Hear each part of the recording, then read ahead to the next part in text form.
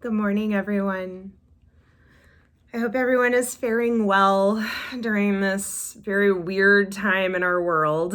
As you've probably seen, Nora and I have really upped the content on the Facebook page. We're starting to up the content in the YouTube channel, as well as on the Wild Thing Yoga and Boutique website as well. There's a lot of other great studios out there that are doing a lot of online content as well right now to keep yoga alive in our lives because we need it most right now. Things to note: if you are able to throw us a few bucks here and there as a donation via either of our PayPal accounts or my Venmo, it would be greatly appreciated. Many of you know this is my main source of income, and it is becoming one of Nora's main sources of income as well.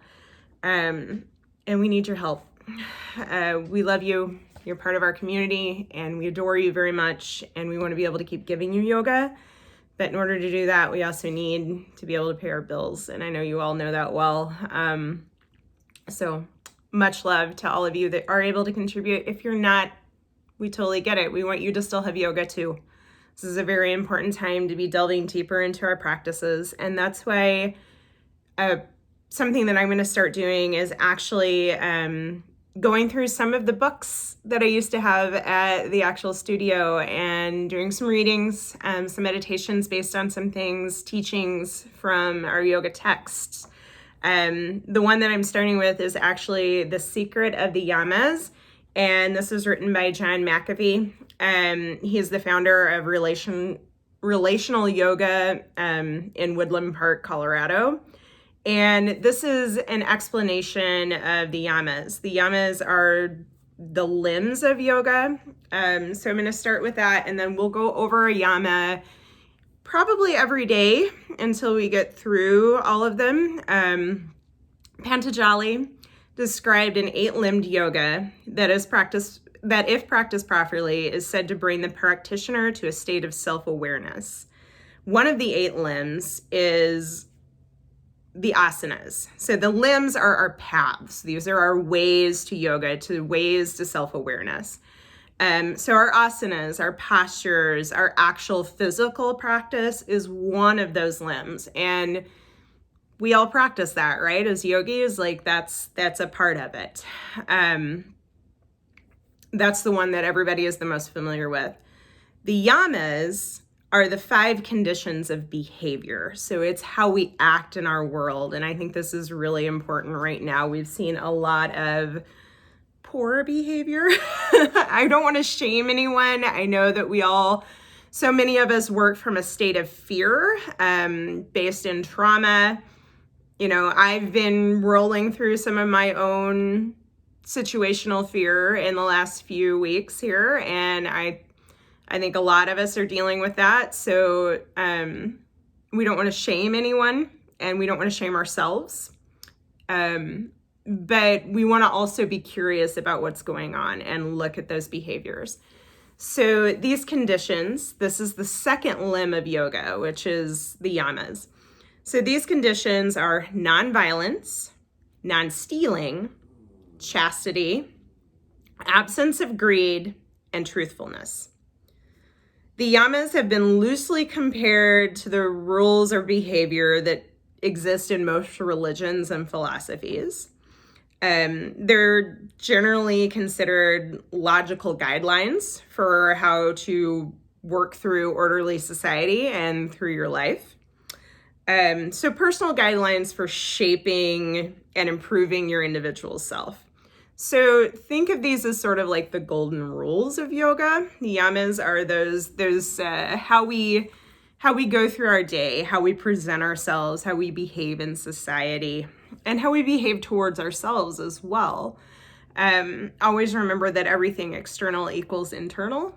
And so, you know, when we do our physical practice, yes, we are physically helping our body, but we're also internally helping our body with our mind and our digestion, and all of that is being supported within that asana practice. The yamas are doing that as well from a different standpoint, from a different limb. Let's see here. So Through the practice of these guidelines, these yamas, we strive to become something greater, more spiritual, more happy, more centered maybe. We believe that we can discipline ourselves internally, and through that discipline, change into something else. So these are those practices that you use of self exploration and self-betterment that help to like internally create the person you want to be in society. This is really tuning into those like authentic self moments and being curious about where certain things come up. Like I mentioned fear and trauma earlier. We're going through a lot of that right now. And a lot of us are probably embodying the trauma of what's going on currently. So we really want to get curious about, okay, where are these practices, where are these behaviors coming from, and step into our yama practice a little deeper here. Let's see. These are, how can we discipline ourselves into a state of loving? That's one of the questions that's asked here in the Secrets of the Yamas that I think is really an important one right now.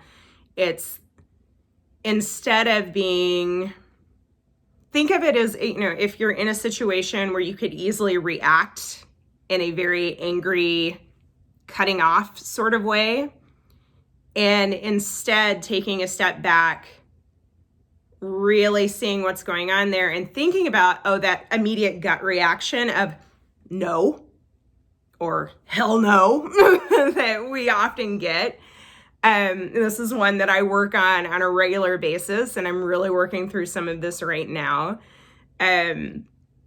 But passing that sort of through our heart in a loving, compassionate way and really digesting our reaction before we give it. So really, it's that think before you speak sort of mentality. How can we present ourselves in a loving, caring way versus a reactionary way? Let's see.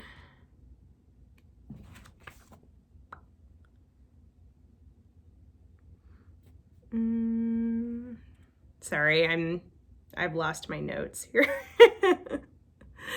So it's really that curiosity of how we go through things. So let's see. He's got some good questions in here.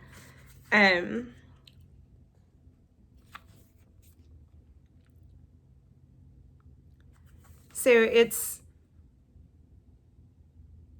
to turn our backs on impulses and cultivate the replacement of virtues instead. So instead of that impulsive reactionary behavior, how can we be a little bit more centered in how we project ourselves? Can we be curious about why we're reacting that way, and then change the way that we react and make it more of a positive, loving reaction. And when I say positive and loving, that doesn't mean that we sugarcoat things. We still have to be real in how we speak, but we don't have to be angry in how we speak. There's a difference there. There's a sense of I statement of, I feel this, instead of blaming. You do this, you make me feel this way, instead of that blaming statement, owning your own emotion is really important. And I think that's really important right now, is that it's okay to say, I'm scared, I'm fearful, and this is why. It's okay to say, I need this, whatever support it is that you need.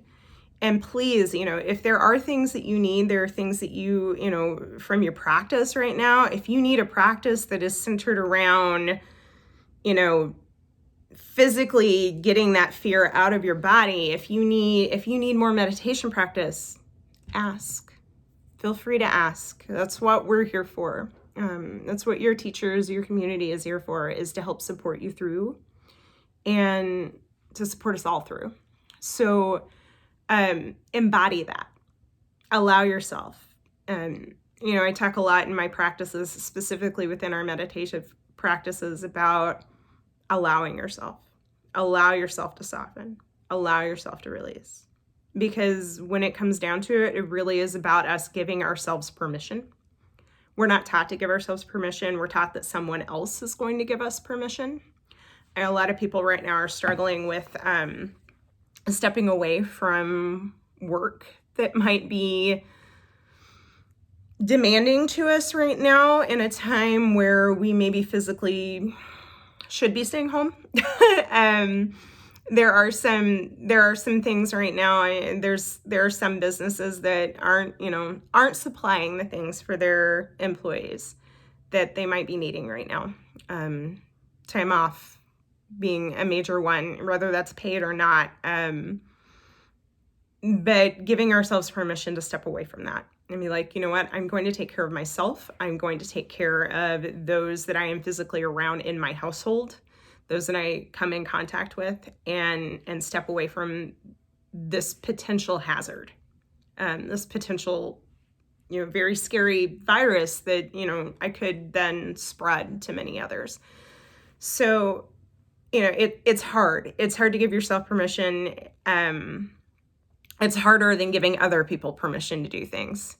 It's very easy to blame instead. And it's very easy to blame other people when they give themselves permission to do things. It's very, very easy to get angry about that. And instead of coming from that point of anger, that point of irritation, of inflammation, because that's what that is. That's an inflamed response. It's an inflamed mental response versus like a physical inflammation response where we feel it physically in our body. But being allowed, giving that allowance, allowing people some grace, allowing people to have their meltdowns right now, because let's face it, we are at a crucial point where a lot of us are melting down. It's okay to have that meltdown. If you need to take 5-10 minutes out of your day and go cry, do it. Get it out. That is when we physically release, and I talk about this a lot with our sigh. Like, so many of us are just so afraid to sigh. We've been taught not to. Rufus is here sighing next to me right now. We've been taught not to. We've been taught to be quiet when we breathe. It's okay. It's okay to give yourself permission to let that out, to let a deep, deep sigh out. In fact, let's practice that right now. Let's practice that physical release, because often our asana, that yama, is what leads us to being able to then harness the other yamas. So I want you to settle in and just begin to breathe here. Settle into your breath. Notice those places where you may be feeling resistant, where you maybe feel a bit inflamed. Maybe center in on whatever is going on that's pulling your mind with all of this, that circular thought process that we're all getting trapped in right now. We're in a 24/7 news cycle, and this is a time where being present often means paying attention to that versus separating. But that can be damaging because then we get stuck in it in our brains. So allow yourself to settle into that. Notice where you're pulled. Notice where you're cycling. And connect into your breath. Find your inhale and your exhale. Whatever your breath may be right now, notice it. Become aware of it. Become curious about it. Notice if your inhale or your exhale is longer or shorter than the other. And begin to bring them into balance.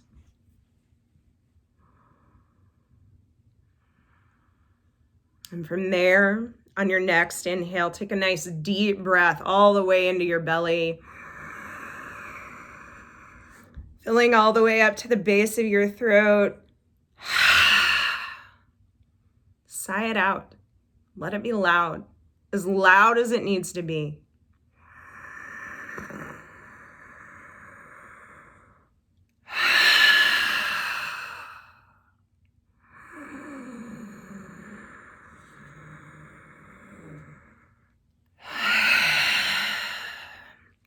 Begin to visualize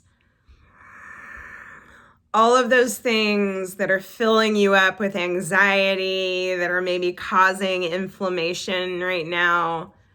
Visualize them as you inhale. Let that sigh, that exhale, take them away.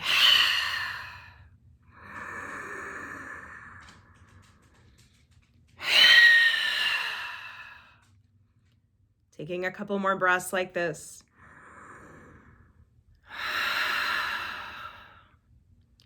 And then beginning to let the breath still. Coming just into that deep inhale and exhale.